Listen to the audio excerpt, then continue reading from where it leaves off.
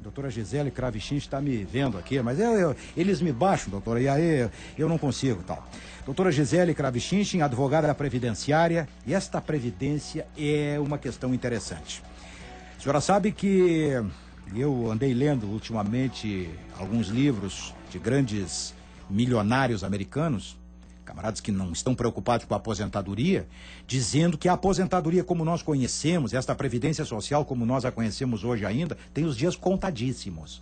Que as nações não vão conseguir mais, a partir da longevidade das pessoas, das aposentadorias precoces, enfim, continuar a sustentar estas multidões de pessoas em idade útil, pessoas saudáveis e tal. Eu vou começar por aí a conversa com a senhora. A senhora acredita nisso?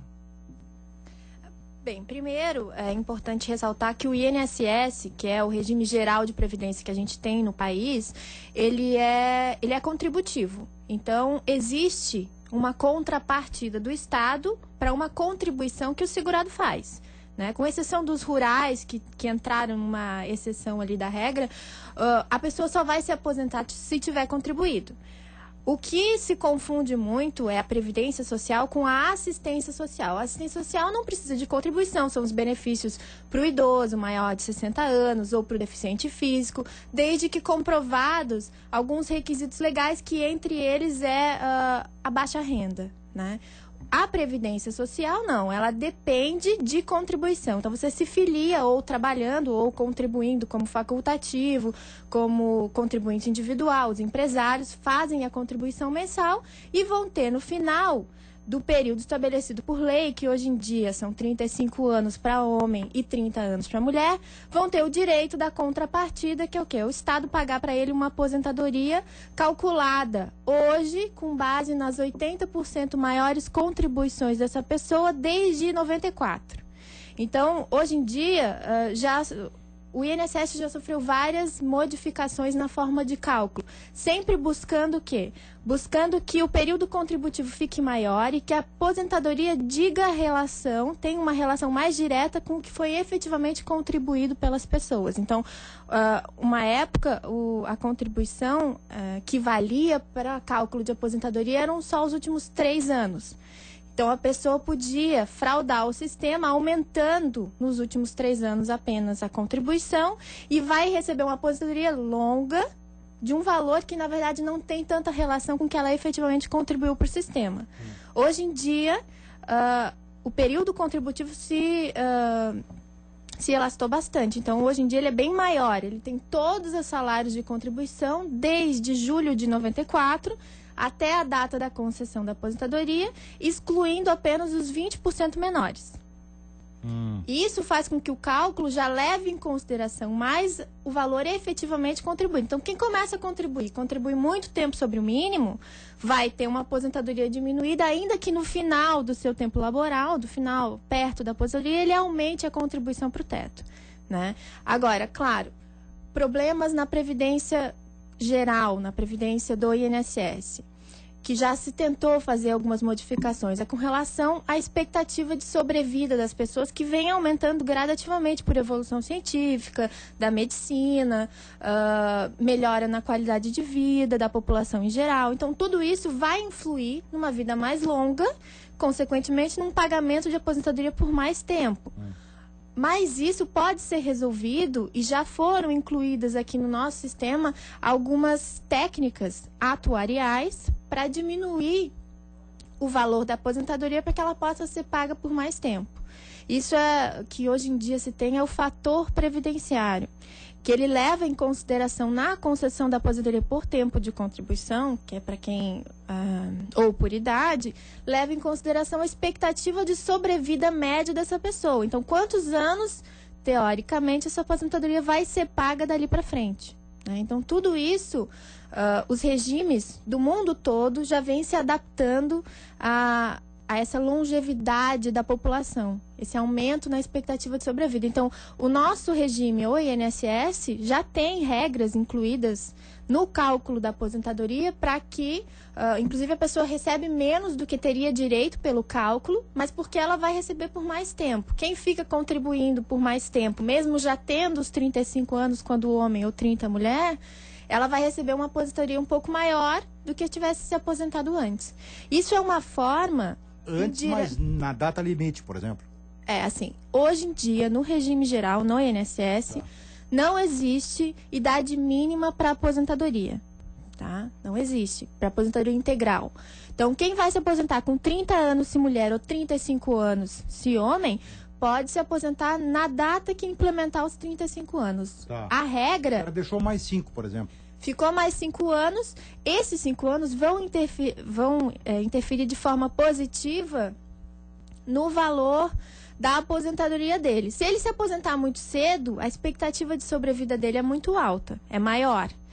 Consequentemente, o fator previdenciário dele vai ser menor que 0, tanto. Isso vai diminuir percentualmente o valor que ele vai receber todo mês, na expectativa de que ele receberia esse valor por um período maior. Então, o cálculo do INSS, ele é complexo, até às vezes é difícil você explicar, porque existe uma fórmula matemática que leva em consideração a contribuição, mas também a expectativa de sobrevida dessa pessoa. Quanto tempo ele vai receber esse benefício do regime geral? Estamos ouvindo a advogada previdenciária Gisele Kravchinchen. Vamos continuar com ela. 3h14. Doutora Gisele Kravchinchen, advogada previdenciária. Eu vou lhe dar um exemplo aqui. Estou dando um exemplo maluco. Fictício. Digamos que eu tenha começado a trabalhar e o meu primeiro salário foi R$10 mil e eu me aposento com R$10 mil. Eu passei a minha vida ganhando o equivalente a R$10 mil. Qual vai ser a minha aposentadoria?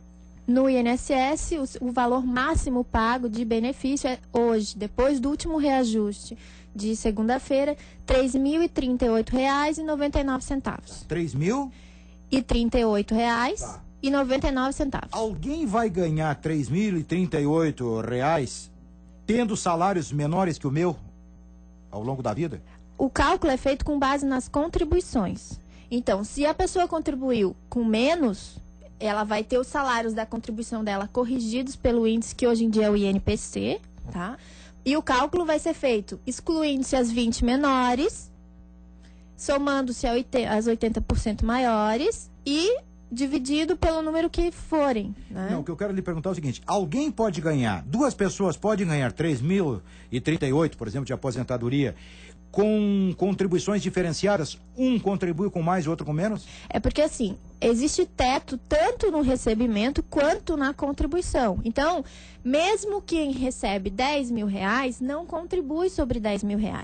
Contribui o percentual dele, sendo descontado em folha, sendo contribuinte individual que paga o carnezinho, só contribui até o máximo que é o teto de pagamento, ou seja, R$ 3.038,99.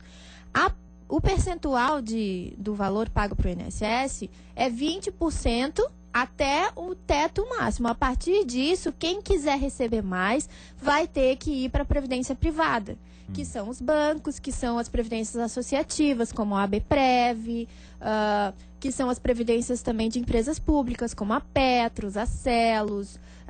Quem quiser receber mais que o teto limite do INSS vai ter que se resguardar através da previdência privada. Não é justo isso? Tem gente que diz que é muito justo, porque você iguala e você não onera... Mas iguala os desiguais. Mas você não onera o ente governamental, ou você não onera o Estado como um todo, incluindo aí a população, a pagar esses salários muito maiores.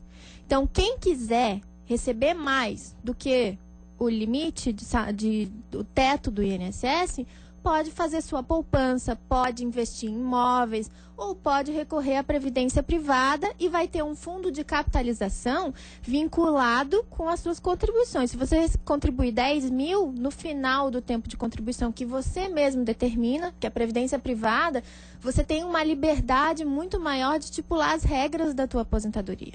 E você tem também uma proteção maior, porque ela é contratual. Então, qual é o grande problema do regime geral e também do regime próprio, que é dos servidores?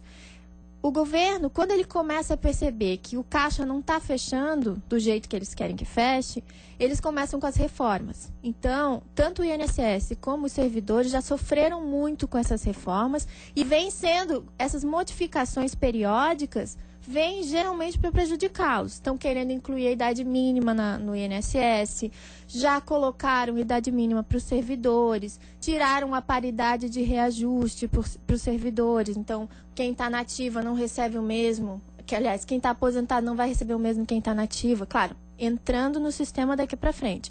Então, a regra geral é o quê? Por isso, o regime geral de previdência social. A regra geral é todo mundo paga no mínimo sobre o salário mínimo e não vai receber, ninguém recebe menos que isso do INSS e tem um teto máximo de pagamento. Independente de você receber 10 mil ou 3.038 reais, você só vai receber do INSS 3.038, mas você também só vai contribuir para o INSS sobre esse valor.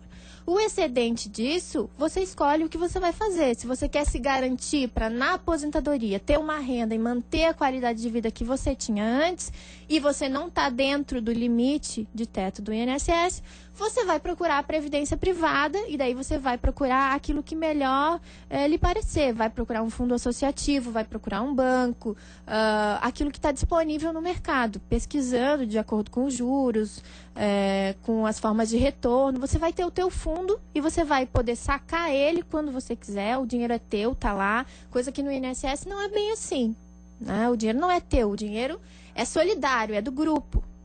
Quem estiver recebendo... Agora, quem estiver pagando não tem como pedir uma contraprestação. Até isso, essa solidariedade obriga o aposentado a voltar a contribuir, mesmo estando aposentado e já estando recebendo benefício. Se ele voltar a trabalhar, ele tem que voltar a contribuir. E ele não vai ter nenhuma contraprestação do sistema para isso. Ele não vai receber um aumento na aposentadoria ou não vai receber depois uma nova aposentadoria. Ele se aposenta e ele continua a contribuir se voltar a trabalhar porque o sistema é solidário. Na previdência privada, não. O fundo é só seu. É um fundo de capitalização que é só seu. Você faz o que você quiser. Se não estiver contente, pode passar de um banco para outro, pode portar esse dinheiro, sempre cuidando especificamente do valor que é seu, né? Muito bem explicado. Advogada previdenciária Gisele Kravchinski, por hoje... Valeu a audiência. Muito obrigado. Obrigada pelo convite. Também. Obrigado. Conversei com a advogada Gisele Kravchinski. Interessante o assunto. Muita gente com a orelha em pé, porque é um assunto que interessa a todo mundo e seu Raimundo. São 3 horas e 20 minutos. Vamos dar uma saidinha e já voltamos.